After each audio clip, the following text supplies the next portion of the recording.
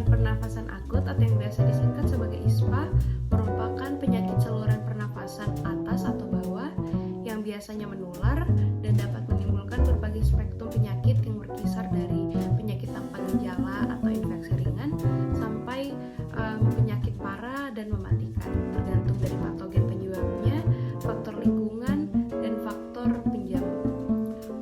Namun demikian, di dalam pedoman ini, ISPA didefinisikan sebagai penyakit saluran pernafasan akut yang disebabkan oleh agen infeksius yang ditularkan dari manusia ke manusia. Timbulnya gejalanya itu relatif cepat, yaitu dari waktu beberapa jam hingga ke beberapa hari. Gejalanya meliputi demam, batuk, dan sering juga nyeri tenggorokan, koriza atau pilek, sesak nafas, mengi, atau kesulitan bernafas. Contoh patogen yang menyebabkan ISPA yang dimasukkan dalam pedoman ini ada rhinovirus, respiratory syncytial virus, parainfluenza encephalitis, severe acute respiratory syndrome associated coronavirus atau SARS-CoV, dan virus influenza. Infeksi saluran pernafasan akut yang dapat menimbulkan kekhawatiran. Berikut adalah infeksi saluran pernafasan akut yang dapat menimbulkan kekhawatiran. Yang pertama SARS-CoV, yang kedua virus influenza baru yang menyebabkan infeksi pada manusia, dan yang terakhir ISPA baru yang dapat menyebabkan wabah skala besar dan wabah dengan morbiditas dan mortalitas tinggi. Yang ketiga adalah rekomendasi pencegahan dan pengendalian infeksi. Yang pertama, kewaspadaan standar adalah tindakan pencegahan dasar pengendalian infeksi dalam pelayanan kesehatan dan harus dilakukan secara rutin di semua fasilitas pelayanan kesehatan saat memberikan pelayanan kesehatan kepada semua pasien. Bila tindakan ini tidak dilakukan, tindakan pencegahan spesifik tambahan tidak akan efektif. Berikutnya, pada pasien anak yang menderita ISPA, bila gejala dan tanda-tanda klinis menunjukkan kemungkinan diagnosis selama puncak musim virus tertentu, seperti Croup dan prainfluenza, bronkolitis akut, dan RSV, kewaspadaan standar dan kewaspadaan transmisi kontak dan droplet harus dilaksanakan. Yang terakhir, langkah perlindungan tambahan mungkin diperlukan saat memberikan pelayanan kepada pasien yang terinfeksi beberapa patogen spesifik. Yang keempat yaitu pedoman pencegahan dan pengendalian infeksi. Yang pertama, ada reduksi dan eliminasi. Contohnya pengurangan dan penghilangan adalah promosi kesehatan, kebersihan pernapasan, dan etika batuk, dan tindakan pengobatan agar pasien tidak terinfeksi. Yang kedua yaitu pengendalian administratif.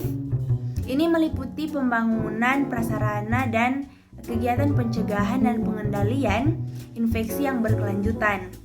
Kebijakan yang jelas mengenai pengenalan dini ISPA yang dapat menimbulkan kekhawatiran, pelaksanaan langkah pengendalian infeksi yang sesuai, misalnya kewaspadaan standar untuk semua pasien, kemudian persediaan yang teratur, dan pengorganisasian pelayanan, misalnya pembuatan sistem klasifikasi dan penempatan pasien.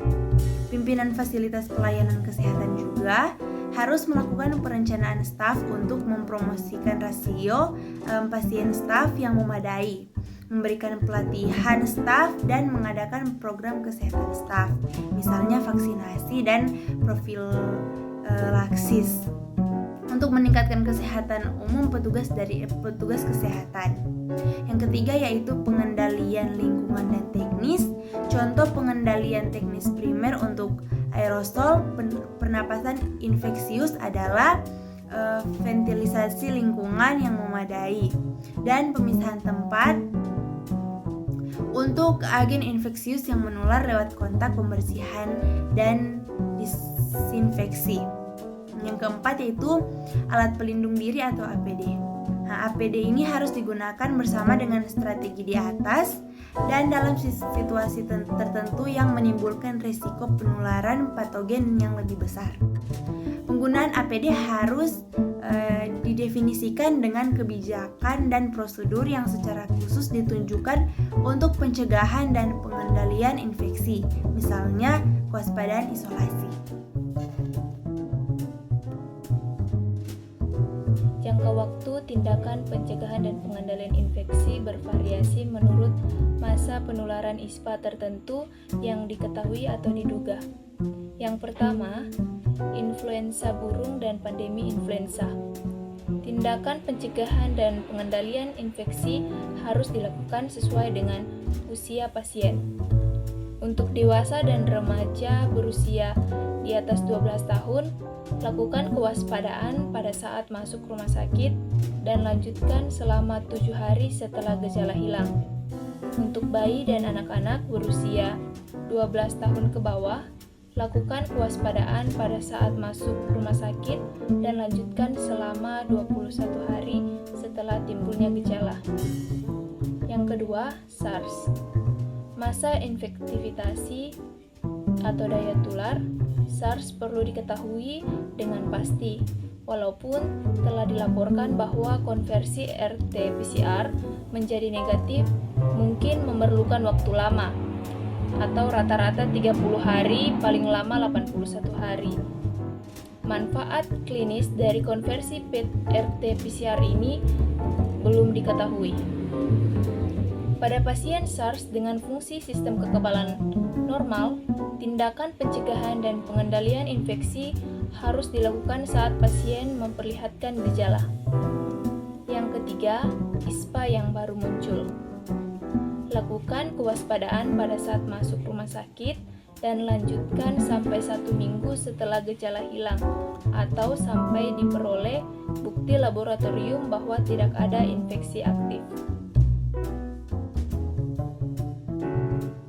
Nah baik, selanjutnya kita akan membahas mengenai penempatan pasien ISPA.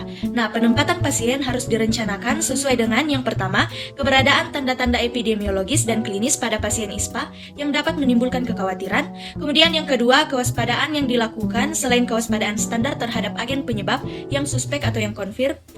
Yang ketiga, ketersediaan fasilitas. Nah, rancangan ruang triase pasien dan ruang tunggu, yaitu yang pertama, ruang triase pasien dan ruang tunggu harus berventilasi memadai dengan ACH minimal 12. Yang kedua, atur ruangan dan proses sehingga diperoleh jarak kurang lebih 1 meter antara para pasien yang sedang menunggu dan klasifikasi cepat pasien infeksi pernafasan akut yang disertai demam dan tapis mereka dari faktor resiko yang berhubungan dengan ISPA yang dapat menimbulkan kekhawatiran.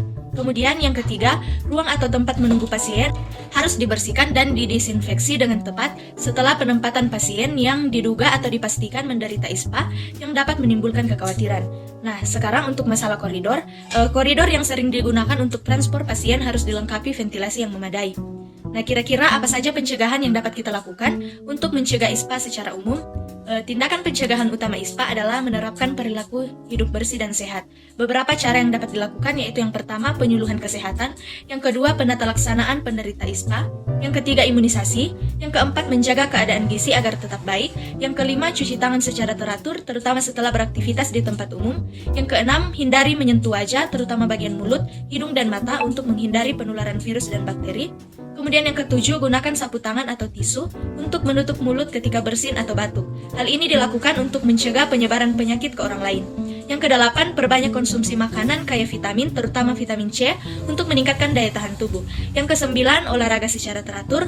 Yang kesepuluh, berhenti merokok. Dan yang kesebelas, melakukan vaksinasi, baik vaksinasi MMR, influenza, atau pneumonia. Pengobatan dari penyakit ISPA dapat dilakukan secara medis dan perawatan di rumah sakit. Nah, adapun pengobatan ISPA secara medis itu meliputi yang pertama pemberian antibiotik, yang kedua pemberian cairan perinfus diperlukan jika timbul tanda dehidrasi, yang ketiga lender atau cairan yang menyumbat hidung atau jalan nafas dihisap dengan alat penghisap lender, yang keempat yaitu pemakaian uap untuk melapangkan jalan nafas menurut Departemen Kesehatan Republik Indonesia pada tahun 1992. Dan yang kelima yaitu pemberian oksigen atau zat asam. Nah, sedangkan pengobatan ISPA itu melalui perawatan di rumah sakit dapat meliputi yang pertama yaitu obat-obatan yang cukup mencakup antimikroba, bronkodilator atau serum antidifteri. Dan yang kedua yaitu pemberian cairan perinfus. Yang ketiga pemberian uap untuk melapangkan jalan nafas. Dan yang keempat yaitu pemberian infus.